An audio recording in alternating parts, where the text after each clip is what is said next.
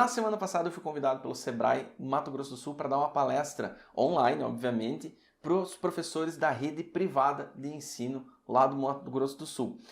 Eu acho que essa palestra pode ajudar bastante os empreendedores, então por isso que eu estou adaptando, né, o conteúdo que eu levei para a palestra da realidade do professor para a realidade do empreendedor. Espero que você goste.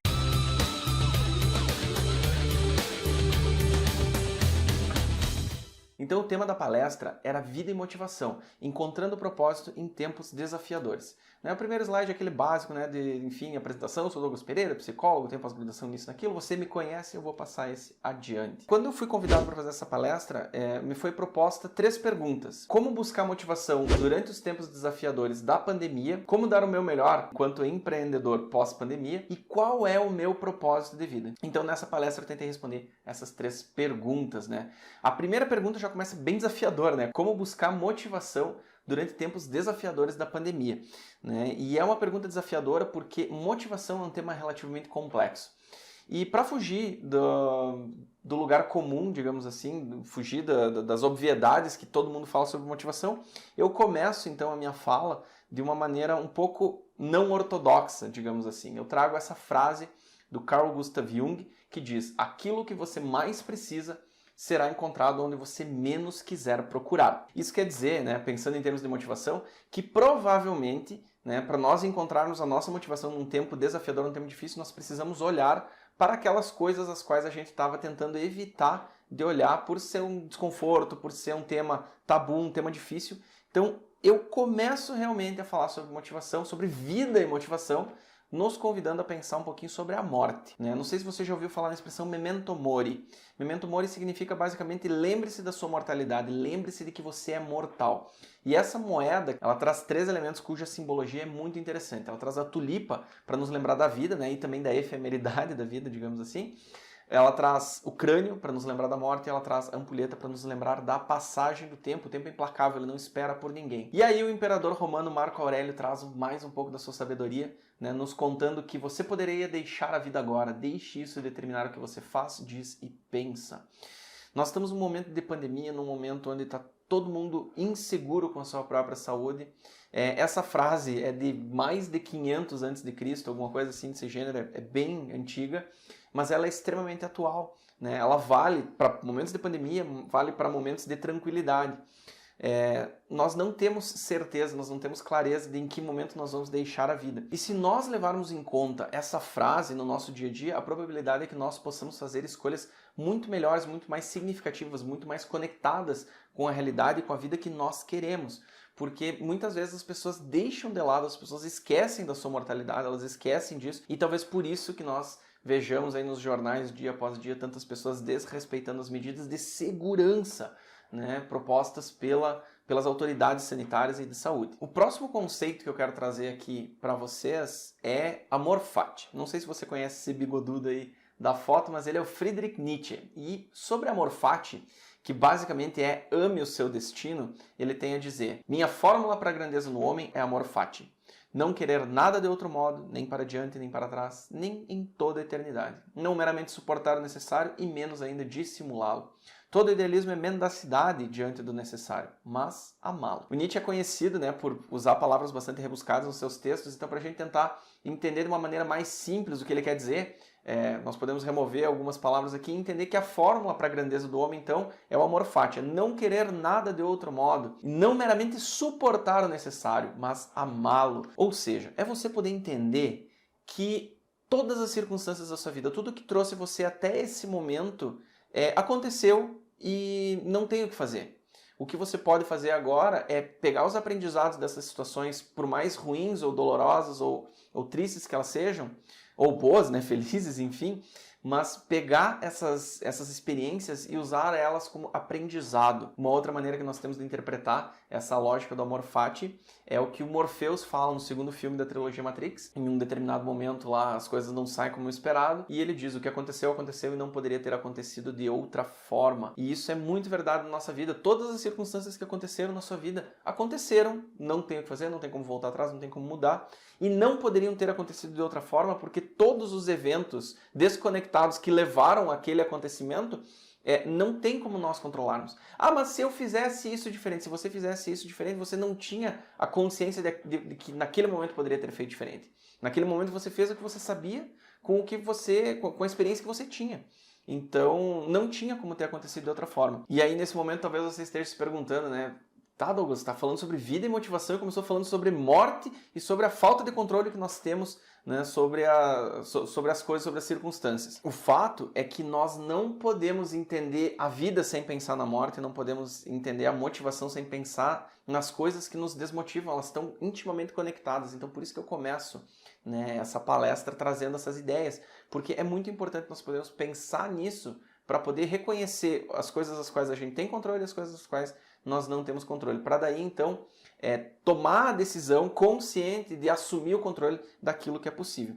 Uma filosofia que ensina muito sobre isso é o estoicismo, que é uma filosofia greco-romana que valoriza a tranquilidade e a paz de espírito acima de tudo. Além do imperador Marco Aurélio, o qual eu já comentei aqui a frase sobre você poder deixar a vida a qualquer momento e deixar que essa ideia governe as suas ideias, sua fala e o que você faz, tem outros grandes pensadores como Zenão, Epíteto e Sêneca. A filosofia estoica, então, ela prioriza a tranquilidade. Ela entende que o tempo é nosso maior ativo e que nós devemos nos esforçar para que a nossa vida seja o mais tranquila possível, abrindo mão de vaidades ou de outras questões que podem nos trazer estresse e preocupação. A filosofia estoica tem 4 pilares: sabedoria, temperança, coragem e justiça. A sabedoria quer dizer, então, do discernimento, da clareza, da experiência, né? Ou seja, não é só a questão do conhecimento, não é questão de você ler isso, é questão de você ser sábio.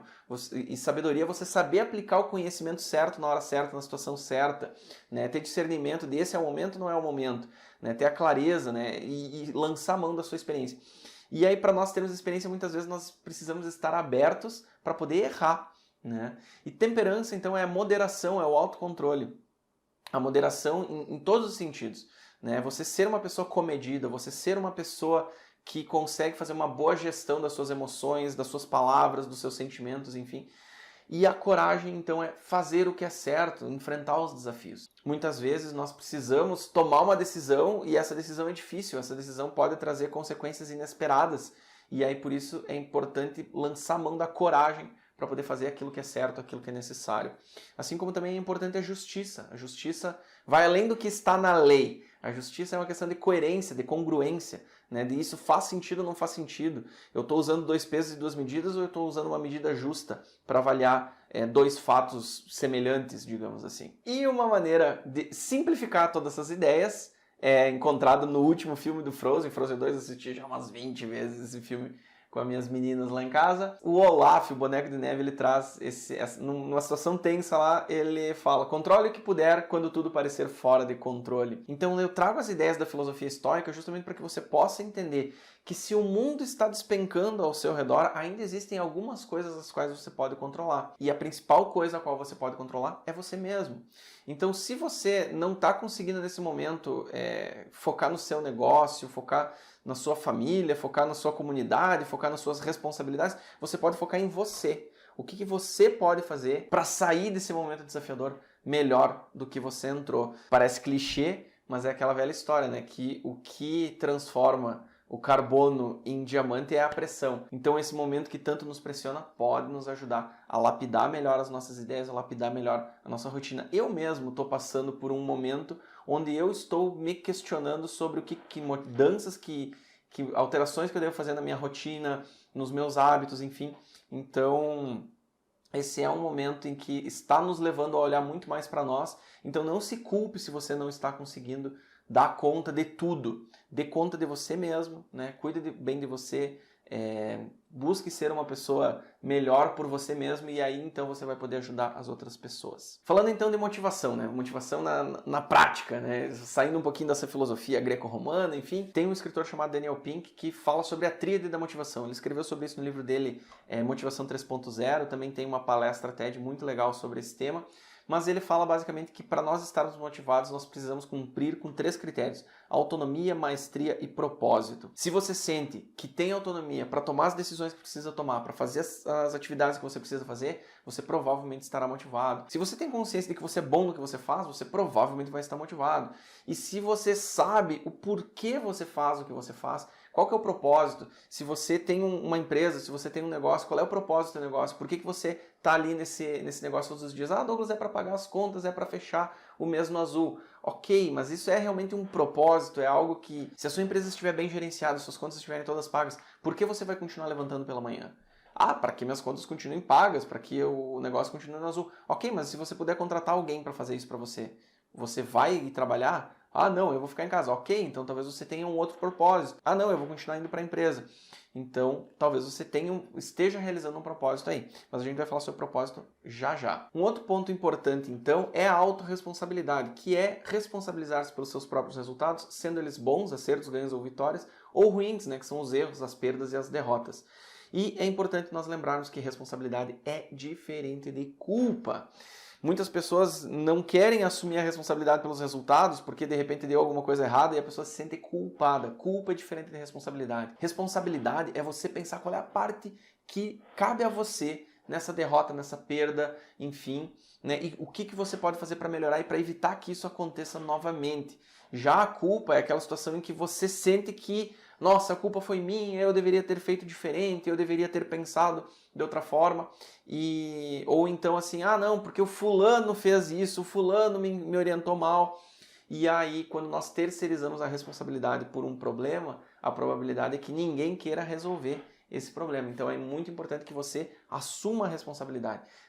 A gente brinca que quando o filho é bonito, todo mundo quer assumir, né? Então não tem que assumir só os resultados bons, tem que assumir também os resultados ruins, para que aí você possa pensar, opa, se aconteceu esse erro, qual parte me coube e o que eu preciso fazer para melhorar. E aí então, a segunda pergunta que me foi feita é como dar o meu melhor pós-pandemia. Para responder essa pergunta, eu acredito que é importante nós podermos olhar aqui para o nosso planeta, né? Nossa Terra muito bonita, né? Girando aí aos seus 1.666 km por hora. E o que eu tenho comentado com as pessoas sobre o impacto da pandemia no mundo, nos negócios, na vida, enfim, é que muitas pessoas dizem que o mundo mudou depois da pandemia. O mundo não mudou, o mundo já vinha mudando. Né? O que aconteceu foi que o mundo parou.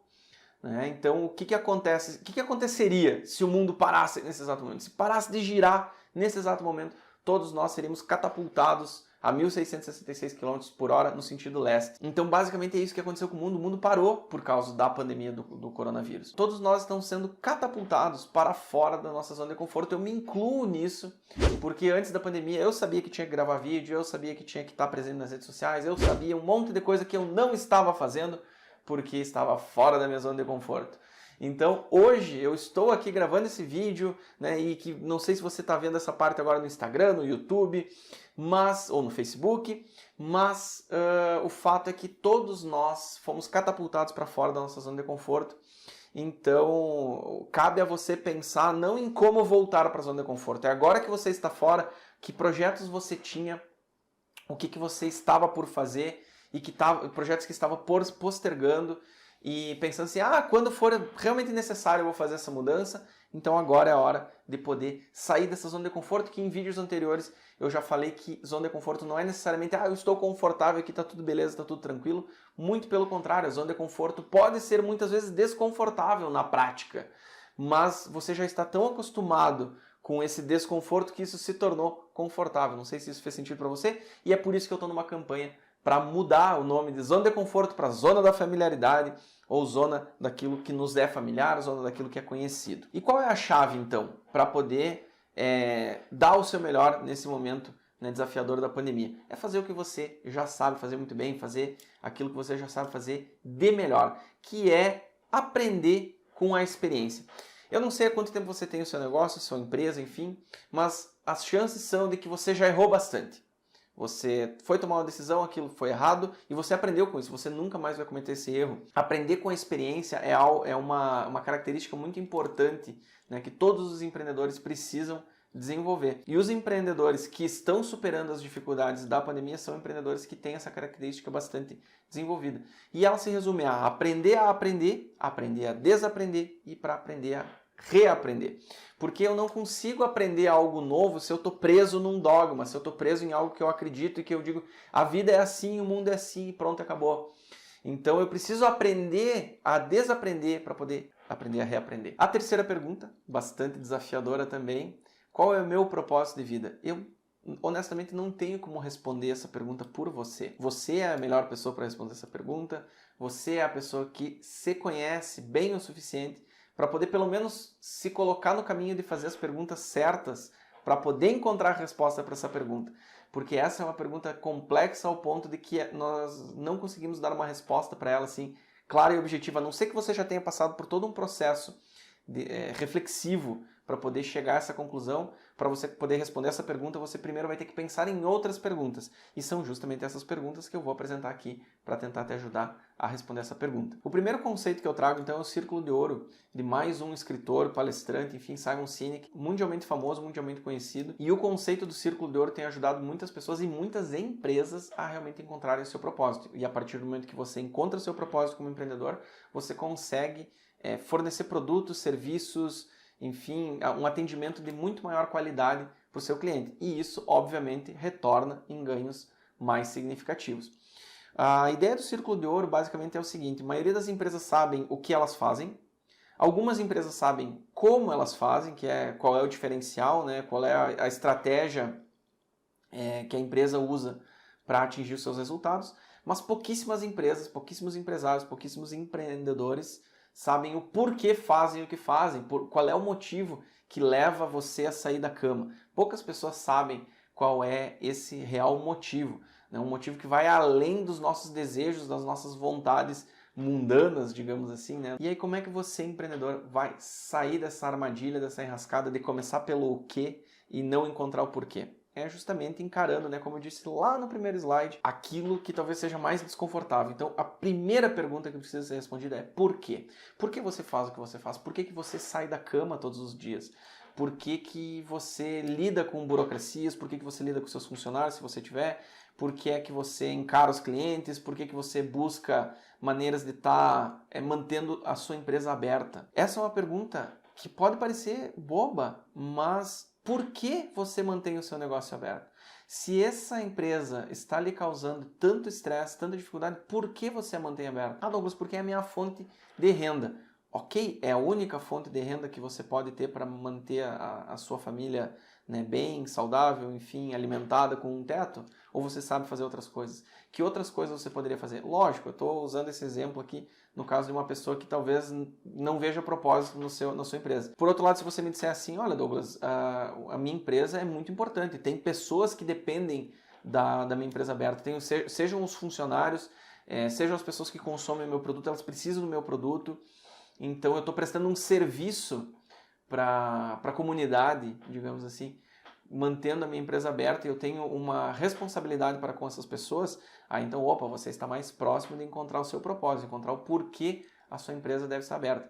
Dando um exemplo mais prático, por que a Apple causa o impacto que ela causa no lançamento dos produtos dela? Por que ela causa aquele furor, aquela fila de pessoas para poder comprar os produtos da Apple? Porque a Apple começa pelo porquê.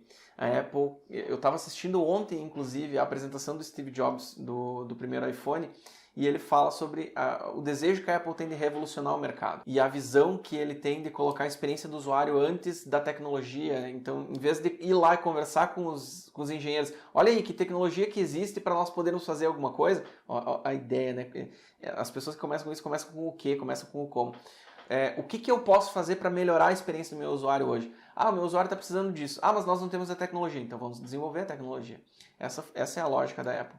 Então, após você entender o seu porquê, que você vai pensar que estratégias eu vou implementar para realizar esse porquê. Não é para entregar meu produto e serviço. Se eu acredito nisso, que estratégias eu preciso implementar para poder realizar esse propósito. E a partir do momento que eu penso nas estratégias, aí eu penso nas tarefas, nas atividades, nos produtos, nos serviços, que é o quê? De uma maneira mais ampla, nós podemos pensar também no Ikigai. Ikigai significa basicamente sua razão de ser. A pergunta que você deve se fazer também é: qual é a minha razão de ser? Qual é a minha razão de existir? São derivações da pergunta que eu fiz agora há pouco, né? Por que você levanta da cama todos os dias? Por que você faz o que você faz? Por que você toma as atitudes que você toma? O Ikigai parte, então, de 4 pontos. E aí, para poder ilustrar essa ferramenta, e talvez essa seja uma das dificuldades desse momento onde a gente só consegue trabalhar, né, no online, eu vou partir da minha história, vou compartilhar algo bastante pessoal aqui, que é qual que é o meu Ikigai. Então, se eu juntar aquilo que eu amo fazer e aquilo que eu sou bom em fazer, eu posso pensar assim, olha, eu gosto muito de falar, eu gosto de conversar com as pessoas, eu gosto de explicar ideias, explicar conceitos. E eu acredito que eu sou relativamente bom nisso também. Então eu posso pegar e gravar vídeos todos os dias aqui para postar no YouTube, Facebook, Instagram, etc. E seria uma vida agradável para mim. Mas eu também preciso ter uma vida produtiva. E para isso eu preciso juntar aquilo que eu sou bom em fazer com aquilo que eu posso ser pago, né, para fazer. E isso é a nossa profissão. Então, quando eu faço um vídeo aqui, obviamente você sabe que eu não estou aqui 100% de graça.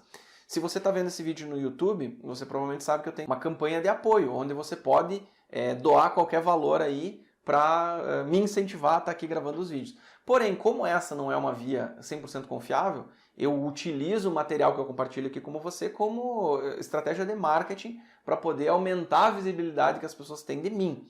Então, isso acaba agregando nessa questão da vida produtiva. Inclusive, já fechei vários negócios de pessoas que viram meus vídeos e quiseram saber mais sobre aquilo que eu estava falando.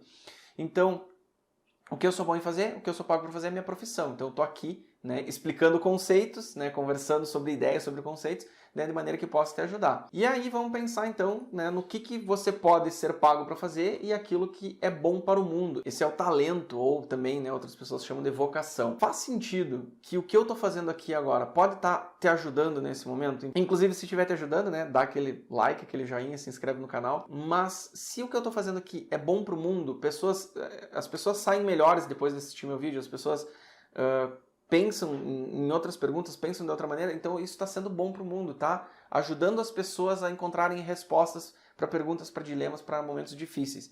Então isso é uma vida significativa. Quando os 4 pontos, né, estão conectados, isso é o Ikigai. E fazer o que é bom para o mundo e fazer aquilo que você ama fazer é a missão.